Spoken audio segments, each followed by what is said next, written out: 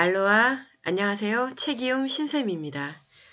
오늘 소개해드릴 책은 에밀 쿠에의 자기 암시입니다. 이 책은 자기 암시가 나온 지는 1900년도 초반이에요. 1900년도에 나왔으니까 꽤 우리들에게는 많이 알려진 책이고 이론이죠. 오늘은 자기 암시에 대해서 우리가 얼마나 적용할 수 있고 우리 삶을 더 성장시킬 수 있는지 생각하면서 적용할 수 있는 범위를 생각하면서 이 책을 같이 함께 느끼고 공유해 보도록 하겠습니다. 여러분 사랑합니다.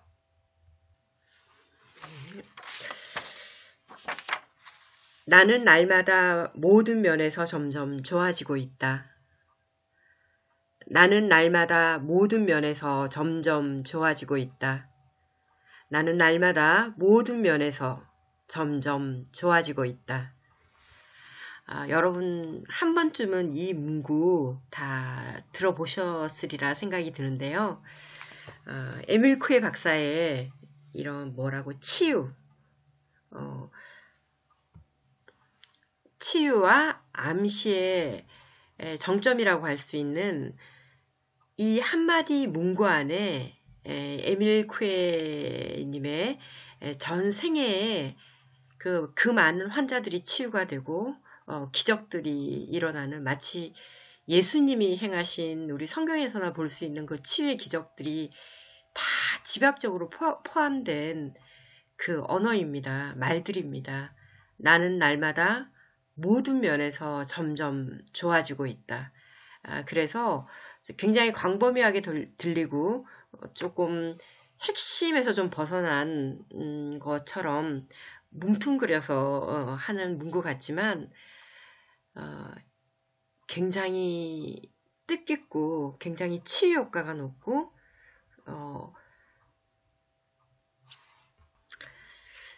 전 생애가 들어있는 그 한마디의 문구입니다. 활용하시고요. 네, 이제 본문 보도록 하겠습니다. 자기 암시라는 말은 친근함과 낯설음을 동시에 지니고 있다. 언뜻 듣기에는 낯설게 느껴지지만 그렇다고 그 의미를 전혀 알 수 없거나 전혀 생소한 것은 아니다. 이렇게 생소하지 않은 친근함은 자기 암시가 인류의 역사만큼이나 오랫동안 우리 주변에 존재하고 있었기 때문이고 그럼에도 낯선 느낌을 받게 되는 까닭은 자기 암시의 개념이 제대로 연구되지도 않은 데다가 그마저도 왜곡되어 알려져 있기 때문이다. 사실 자기 암시는 그것을 인식하든 못하든 인간이라면 누구나 태어날 때부터 지니고 있는 도구이며 그 도구는 신비하고도 무한한 힘을 가지고 있다. 그런데 그 힘은 어떻게 사용하는가에 따라 최상의 결과를 가져올 수도 있고 최악의 결과를 낳을 수도 있다. 최고의 결과와 최악의 결과를 결정하는 것은 이 힘 자체가 아니라 사용하는 이의 기술에 달려 있다. 따라서 자기 암시라는 도구의 본질을 이해하고 그것이 가진 힘을 이용하는 기술을 습득하는 것은 아주 중요하다. 그것으로 인해 우리 자신의 인생이 전혀 다른 방향과 방식으로 전개될 수 있기 때문이다. 특히 환자를 치료하는 의사나 교육계, 법조계에 종사하는 사람들에게는 더욱 중요하고 꼭 필요한 기술이라고 할 수 있다. 이 자기 암시의 힘을 통해 자신뿐 아니라 다른 이들도 최선의 방향으로 인도해 줄 수 있기 때문이다. 자기 암시의 힘을 제대로 이해하고 바르게 수행할 수 있는 기술을 습득하게 되면 두 가지 면에서 큰 변화를 일으킬 수 있다. 하나는 자신도 모르는 사이에 일으킨 자기 암시로 인하여 일어날 수 있는 끔찍한 상황을 피할 수 있는 것이고 다른 하나는 이에 더 나아가 그 잘못된 상황을 좋은 것으로 역전시킬 수 있다는 것이다. 우리는 자신도 인식하지 못하는 사이에 온갖 부정적인 자기 암시로 육체적인 건강은 물론이고 정신 건강에 부정적인 영향을 주고 있으며 그로 인하여 선택할 수 있는 수많은 좋은 기회들을 잃고 다시 방황과 잘못된 선택을 거듭하는 연쇄적인 고통을 겪곤 한다. 자신도 모르는 사이에 부정적인 자기 암시에 희생당하고 있는 것이다.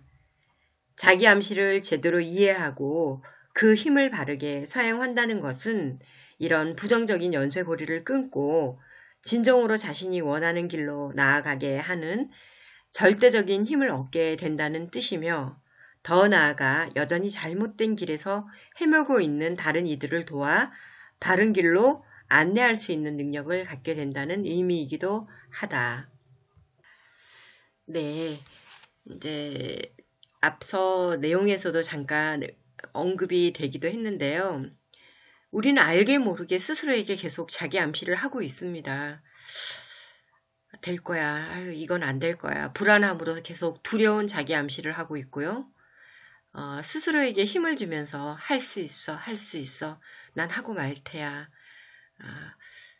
해내고 말 거야. 할 수 있다고. 스스로에게 힘을 주는 말로 또 자기 암시를 은연중에 계속 하고 있습니다. 자기 암시라는 것이 위약 효과로 알려진 그 플라시보 효과가 나타난 것을 보면서 에밀 쿠에가 이것을 환자들에게 의식화해서 스스로가 스스로를 치유하는 도구로서 활용할 수 있도록 오랜 기간 환자들, 특히 몸이 아픈 환자들 치료에 굉장히 효과적으로 이용하면서 프랑스를 비롯해서 미국에 굉장히 큰 반향을 일으키면서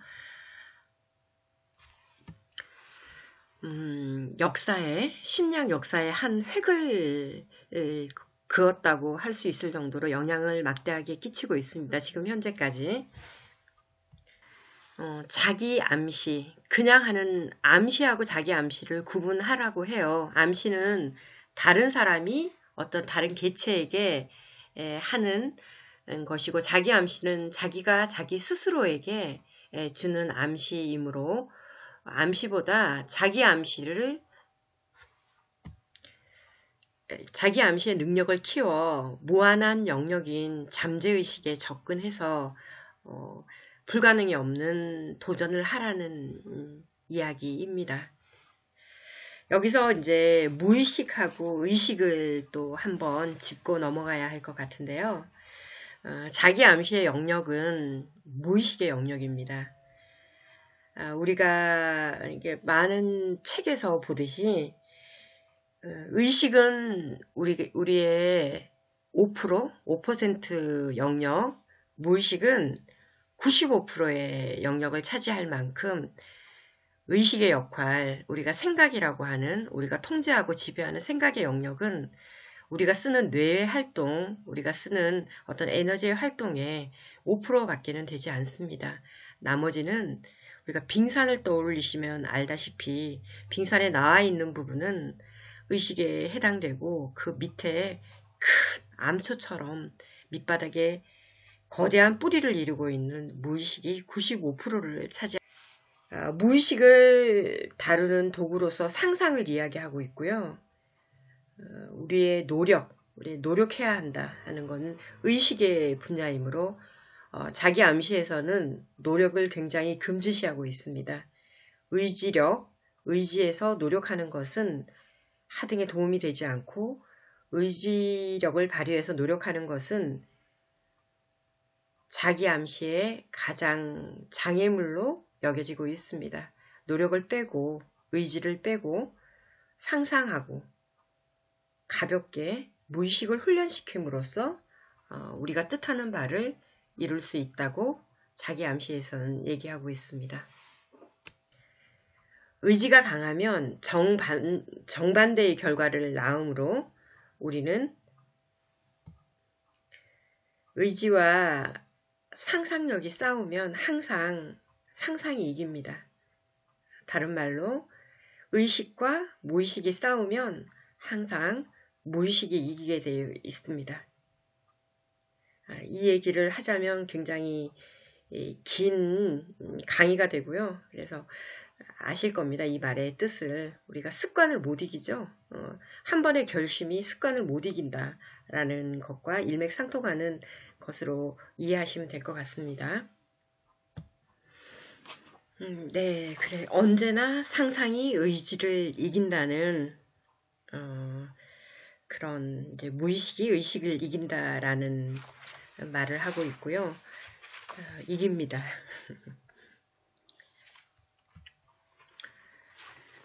그렇기 때문에 자기 암시를 할 동안에 우리가 생각으로 아까 얘기했듯이 할 수 있어, 할 수 있어 라는 생각이나 못해, 못해 라는 어떤 생각으로 마음에서 생각을 할 때도 가만히 이렇게 보면 너무나 이제 두려움을 기반하고 또 뭐 긍정적인 어떠한 마음을 기반으로 하는 감정을 약간 기반을 하긴 하지만 정말로 큰 의지력이 들어가지는 않습니다. 무의식의 영역은 굉장히 노력하고 의지를 발휘하는 영역이 아니기 때문이죠. 뭔가 습관화되어 있고 자연스럽게 형성화되어 있는 이런 귀납적인 아니면 오히려 또 연역적으로 형성이 되어 버린 그러한 어떤 산물입니다. 그래서 편안하게 자기 암시도 하라고 합니다. 내가 어떤 거를 해야 되기 때문에 내가 수학시험에서 이번에 100점을 맞아야 하기 때문에 나는 100점을 맞는다, 나는 100점을 맞는다 라고 의지를 투입해서 이렇게 하는 게 아니라 편안하게 나는 수학 100점을 맞는다. 수학 100점은 좋은 일이야. 수학 100점은 나의 것이야. 노래 부르듯이 흥얼거리듯이 편안하게 즐거운 마음으로 하는 것이 키포인트입니다. 네, 에밀 쿠에의 자기 암시 수행법 해서 나와 있는데요. 한번 보도록 하겠습니다. 자기 암시는 잠자리에 들기 전과 아침에 바로 눈을 뜬 직후가 가장 효과적이다. 자기 암시를 할 때는 두 눈을 감고 차분한 목소리로 천천히 반복적으로 말한다. 매일 저녁 잠자리에 누워 잠들기 전에 그리고 아침에 눈을 뜨고 일어나서 편안한 자세로 근육을 이완시키고 다음과 같이 반복해서 말한다. 나는 날마다 모든 면에서 점점 더 좋아지고 있다. 마치 묵주 기도를 할 때처럼 긴 끈에 20개의 매듭을 만들어 말을 할 때마다 하나씩 세어가면서 암송을 하면 도움이 된다. 묵주 기도처럼 묵주, 긴 끈이나 긴 이런 묵주 같은 거를 하나씩 이렇게 들고 이렇게 하라고 하네요. 특별히 어떤 것이 좋아진다는 것에 신경을 쓰지 말고 예를 들어 지금 겪고 있는 질병이나 해결해야 할 문제 등을 구체적으로 떠올리지 말고 전반적으로 모든 것이 좋아진다고 생각하며 집중하여 반복한다. 그러면 무의식은 그 말을 기억하고 모든 면에서 전반적으로 그 효과가 일어난다. 자신이 원하는 것을 반드시 이룰 수 있다는 믿음과 자신감, 확신을 가지고 반복적으로 자기 암시를 한다. 나는 날마다 모든 면에서 점점 더 좋아지고 있다. 자기 암시에 대한 믿음이 강할수록 원하는 결과 역시 확실하고 빠르게 나타날 것이다. 때와 장소, 기분 등에 상관없이 반복적으로 암시하고 몸이나 마음에 이상이 느껴지면 그 즉시 그런 증세가 없어질 것이라고 확고한 믿음을 가지고 스스로에게 암시하라. 그러면 그 증세는 곧 사라질 것이다. 자기 암시를 행할 때 자세를 구체적으로 제시하면 다음과 같다. 홀로 있을 수 있는 조용한 곳에서 눈을 감고 이마에 손을 얹는다. 몸의 이상이든 마음의 고통이든 구분하지 말고 소리내어 빠르게 반복하여 말한다. 사라진다, 사라진다, 사라진다. 이젠 충분하다는 느낌이 올 때까지 반복한다. 가벼운 증세는 20초에서 25초 정도면 사라질 것이다. 부족하다고 느껴지면 다시 반복해도 좋다. 이때 잊지 말아야 할 가장 중요한 것은 자기 암시는 의지를 가지고 노력해서는 안 된다는 것이다. 의지를 버리고 반드시 상상으로 암시를 수행해야 한다. 에밀 쿠에 박사가 이제 약국에서 일을 오래 하셨고 환자들이 굉장히 많은 치유를 받았어요. 그래서 아픈 환자들에 대한 체험담들이 굉장히 많습니다. 그래서 이제 아픈 통증이나 아픈 곳을 사라진다, 사라진다, 사라진다라는 걸로 많이 치료를 하셨어요. 이게 병증이나 아픈 곳이 아니라면 자신의 어떤 목표라든지 이루어야 될 소망이라고 하면 반대로 이루어진다, 된다, 된다, 된다 라고 암시를 해주면 되겠죠. 자신에 맞게끔 변형해서 활용하시면 될 것 같습니다.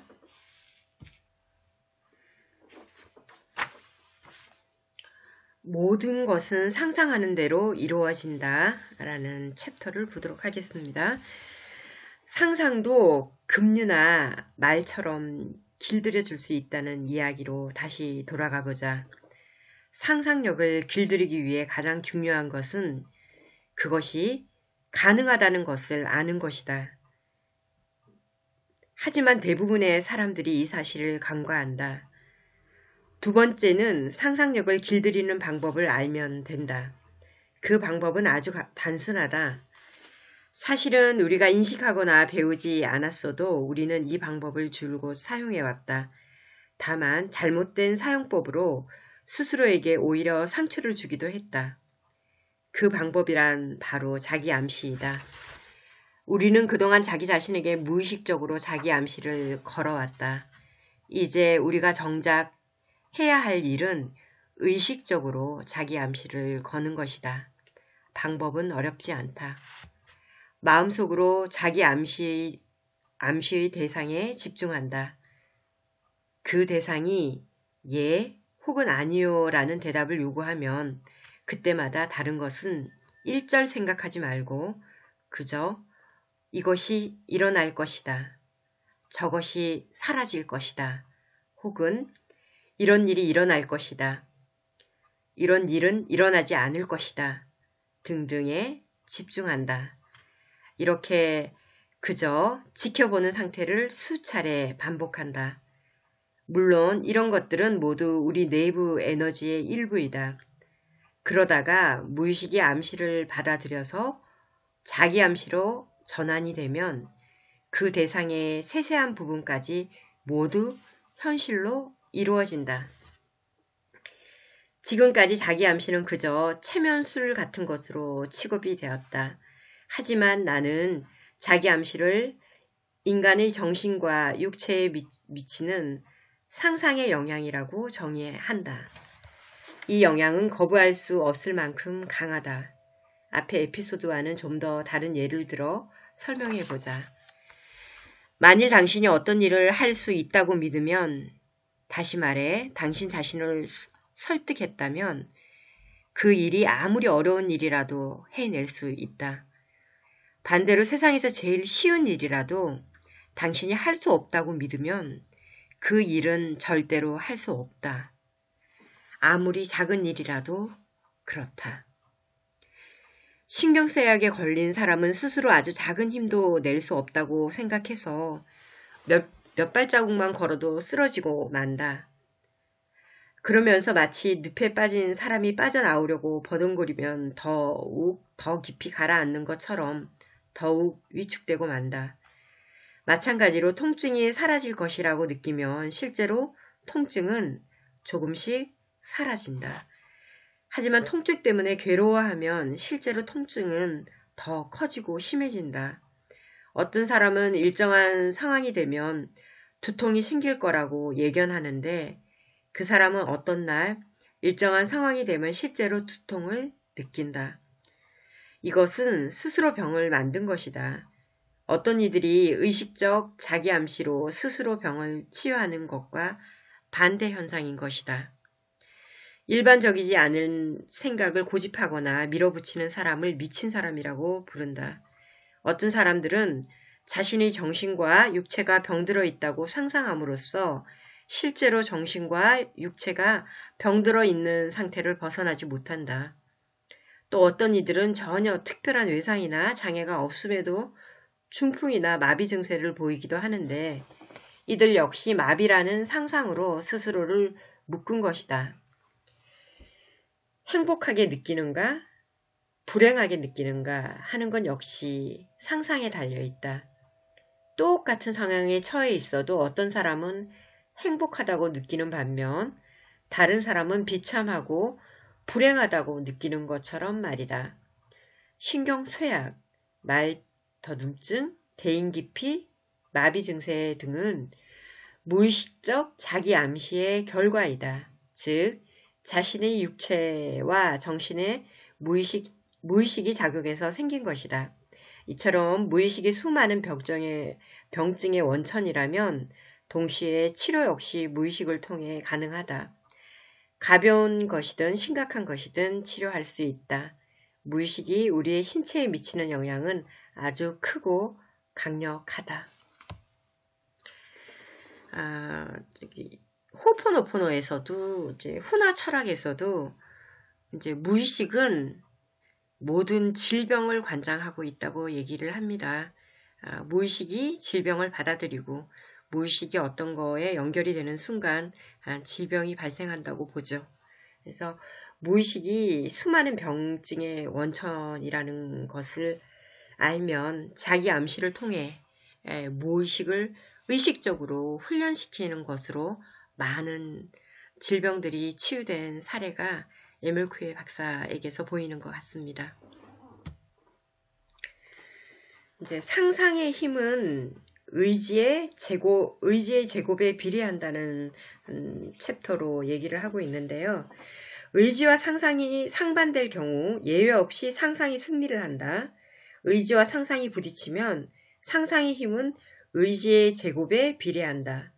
그리고 의지와 상상이 서로 일치하면 그 힘은 더해진 만큼이 아니라 곱해진 만큼 커진다. 상상은 마음에 따라 움직인다.